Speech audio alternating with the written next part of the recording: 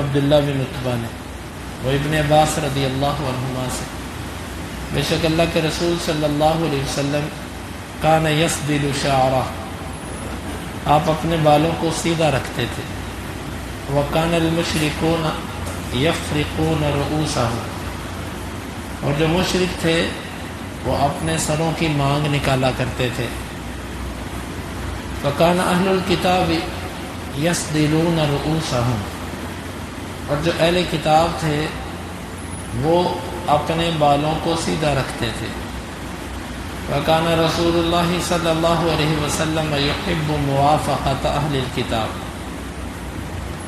اور اللہ کے رسول صلی اللہ علیہ وسلم اہل کتاب سے موافقت کو پسند کرتے تھے، فی ما لم یؤمر فیہ بشیء، اس چیز میں جس میں آپ کو کوئی حکم نہیں دیا گیا ہوتا تھا، ثم فرق رسول اللہ صلی اللہ علیہ وسلم رأسہ، پھر آپ نے اپنے سر کی مانگ نکالنا شروع کر دی۔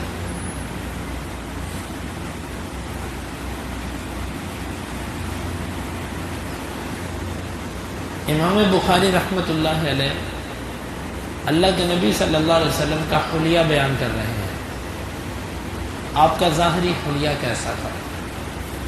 بات بالوں تک پہنچی تو اس حوالے سے بتایا کہ اللہ کے نبی صلی اللہ علیہ وسلم شروع میں اپنی مانگ نہیں نکالتے تھے، بلکہ یہ بال ایسے یہاں پر لا کر پیشانی پر یہاں پر گرا دے دی، جس طرح یہ لوگ کرتے ہیں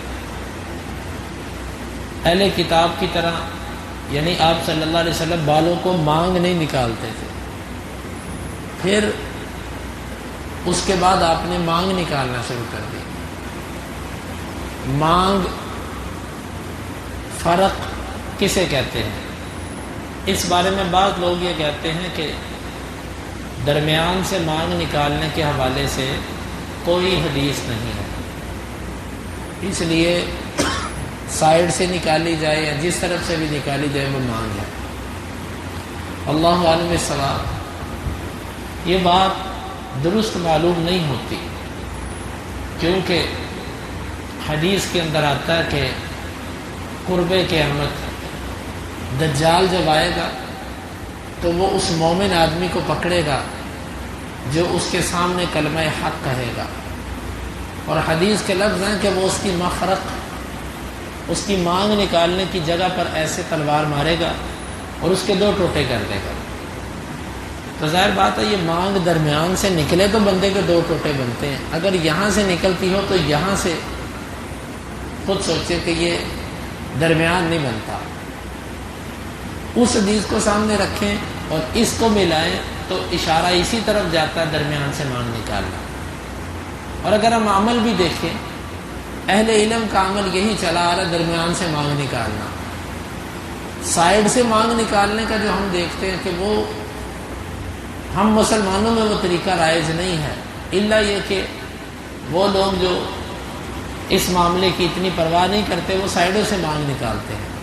باقی علماء میں سے جو کوئی ایسی ٹیڑھی مانگ نکالتا ہے، ہم سمجھتے ہیں کہ وہ اجتہادی طور پر ان کو یہ مسئلہ سمجھ نہیں آیا، لیکن صحیح بات یہی ہے کہ مانگ درمیان سے نکالنی چاہیے۔ یہاں پر اللہ کے نبی صلی اللہ علیہ وسلم کا دوسرا ایک رویہ سمجھ آتا ہے کہ آپ بت پرستوں کی موافقت سے بچتے تھے، کیونکہ آپ کے ارد گرد سب مشرکین مکہ تھے۔ آپ یہ پسند کرتے تھے کہ میں اہل کتاب کے ساتھ موافقت کروں، حالانکہ بعد میں آپ نے اہل کتاب کی مخالفت بھی کری۔ مثلا 10 محرم کا روزہ ہے، آپ نے فرمایا کہ آئندہ میں 9 کا رکھوں گا۔ یہ اسی طرح اہل کتاب جو کچھ کرتے آپ ان کی مخالفت کرتے، یہ بعد میں تھا۔ شروع کے اندر آپ کی کیفیت یہ تھی کہ آپ ان کی موافقت کرتے تھے، پھر جب آپ نے دیکھا کہ یہ بھی اللہ کی کتاب کو بدلنے میں، حق کی مخالفت کرنے میں، اللہ کے نبی صلی اللہ علیہ وسلم کو جھٹلانے میں مشرکین مکہ سے پیچھے نہیں رہے، پھر آپ نے اللہ کے حکم سے ان کی بھی مخالفت شروع کر دی۔ تو بہرحال یہاں سے ایک بات ضرور سمجھ آتی ہے کہ جہاں پر انسان مجبور کر دیا جائے تو بڑے کافر کے مقابلے میں چھوٹے کافر کے ساتھ ہمدردی کا اظہار کیا جا سکتا ہے۔ مشرکین مکہ بڑے کافر تھے اور یہودی عیسائی ان کے مقابلے میں چھوٹے تھے، اسی لیے آپ ان کی موافقت کر جاتے تھے کہ جو کم ہیں، جو حد کو پہنچے ہوئے تھے، آپ ان کی موافقت نہیں کرتے تھے۔ یہ بات ہمیں بھی یہاں سمجھ آتی ہے کہ جہاں پر کوئی مخالفت کے اندر حد سے گزر جائے کتاب و سنت کی، اس کے مقابلے میں اس بندے کے ساتھ موافقت کرنا کہ جو مخالفت میں حد سے نہیں گزرتا، یہ ایک طبعی امر ہے جو اللہ کے نبی صلی اللہ علیہ وسلم کی سیرت سے ہمیں معلوم ہوتا ہے۔ اور ہم سے پہلے والی شریعت کا حجت ہونا، اس سے بھی بعض اہل علم اس حدیث سے استدلال کرتے ہیں۔ امام بخاری کہتے ہیں ہمیں بیان کیا ابدان نے، وہ ابو حمزہ سے، وہ اعمش سے، وہ ابو وائل سے، وہ مسروق سے، وہ عبداللہ بن عمر رضی اللہ عنہ سے، وہ کہتے ہیں لم یکن النبی صلی اللہ علیہ وسلم فاحشا ولا متفحشا، اللہ کے نبی صلی اللہ علیہ وسلم نہ فحش گوئی کرنے والے تھے اور نہ تکلف سے آپ ایسا کرتے تھے۔ وکان یقول، اور آپ فرمایا کرتے تھے ان من خیارکم احسنکم اخلاقا، بے شک تم میں سے بہترین وہ ہے جو اخلاق میں سب سے اچھا ہے۔ اللہ کے نبی صلی اللہ علیہ وسلم فحش گو نہ تھے۔ فحش گوئی یہ ہوتی ہے کہ کسی کو ایسی بات کرنا منہ پر یا اس کے پیچھے جو تکلیف دینے والی ہو۔ ہمارے ہاں تو فحش کا معنی تقریباً کیا جاتا ہے گالی، یہ لفظ گالی سے آگے ہے۔ گالی دینا تو دور کی بات، کسی کے منہ پر ایسی بات کرنا جو اس کو تکلیف دے، یا اس کی پشت پر ایسی بات کرنا جو اس کو تکلیف دے، یہ بھی فحش گوئی کے اندر شمار کیا جاتا ہے۔ دوسرے لفظوں میں اس کی عدم موجودگی میں کی جانے والی بات غیبت کہلاتی ہے، اور اس کی موجودگی میں کی جانے والی بات جس کو فحش ہماری زبان میں بد اخلاقی کہا جاتا ہے۔ جس طرح کوئی بندہ کسی کے منہ پر ایسی باتیں سنائے کہ وہ بیچارہ پریشان ہو جائے، تو اس کو ہم عرف عام میں یہ کہتے ہیں کہ یہ بد اخلاقی ہے۔ تو اللہ کے نبی صلی اللہ علیہ وسلم ایسا نہیں کرتے تھے کہ کسی کے منہ پر اس کی بے عزتی۔ آج تو بعض لوگ اس چیز کو فخر سمجھتے ہیں نا کہ میں تو منہ پہ مار دیتا ہوں، میں اس کے دانت کھٹے کر دیتا ہوں، منہ بند کر کے رکھ دیتا ہوں، لیکن اللہ کے نبی صلی اللہ علیہ وسلم غلطی دیکھنے کے باوجود، خطا دیکھنے کے باوجود فحش گوئی نہیں کرتے تھے۔